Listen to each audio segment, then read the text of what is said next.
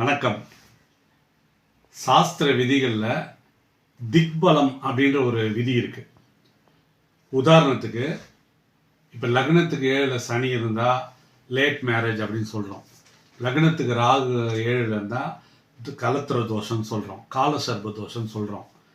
இது பொதுவாக நம்ம நினச்சி பயப்படுறோம், திருமண வாழ்க்கையே நல்லா இருக்காதுன்னு.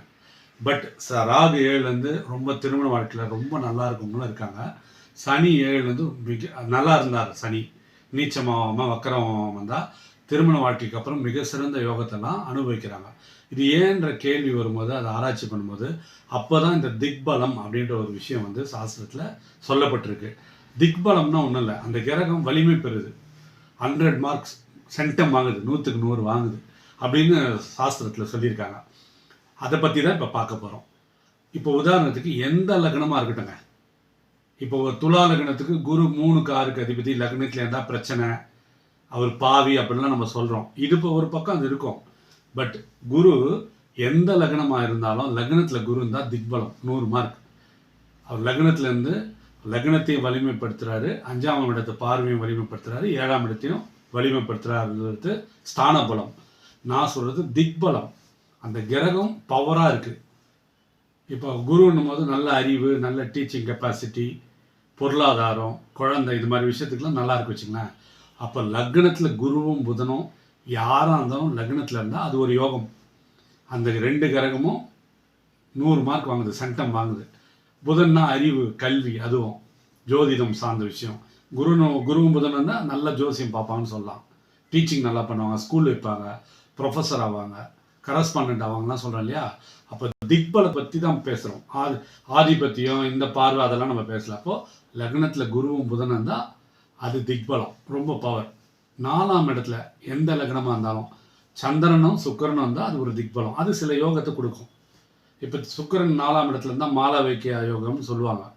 இது ஒரு பக்கம் இருந்தாலும் சந்திரனும் சுக்கிரன் தான் அந்த தன்மையில் அது ஒரு வீடு, வாகனம், கல்வி சார்ந்த விஷயங்களுக்கு ரொம்ப பவராக இருக்குது.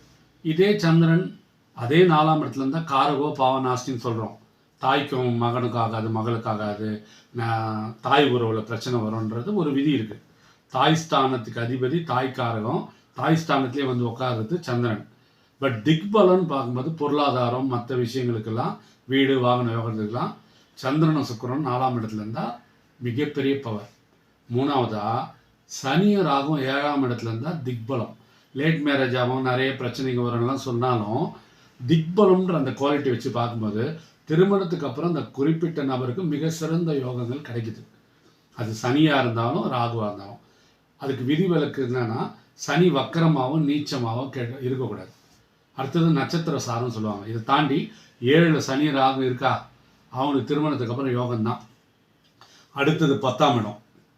1ஆம் இடத்துல குரு புதன் சொன்னோம், 4ஆம் இடத்துல சந்திரன் சுக்கிரன் சொன்னோம், 7ஆம் இடத்துல சனி சுக்கிரன் சொன்னோம், சனி ராகு சொன்னோம் 7ஆம் இடத்துல. 10ஆம் இடத்துல எது திக்பலம் பெறுதுன்னா சூரியன், செவ்வாய், கேது. இந்த 3 கிரகமும், இங்கே பாவ கிரகம், நல்ல கிரகம் அப்படின்லாம் பார்க்கக்கூடாது. 10ஆம் இடம்ன்ற தொழில் ஸ்தானம், கௌரவம், பணம், அந்தஸ்து, அரசாங்கம், அரசியல் சார்ந்து சூரியனும் செவ்வாயும் கேதுவும் தான் மிகப்பெரிய பிஸ்னஸ் மேனாக இருக்குது, மிக சிறந்த அரசியல்வாதியாக இருக்குது. இதெல்லாம் 10ஆம் இடத்துல திக்பலம் பெறுது. இப்போ திக்பலம்ன்றது 1ல் குரு புதன், 4ல் சந்திரன் சுக்கிரன், 7ல் சனி ராகு, 10ல் சூரியன், செவ்வாய், கேது.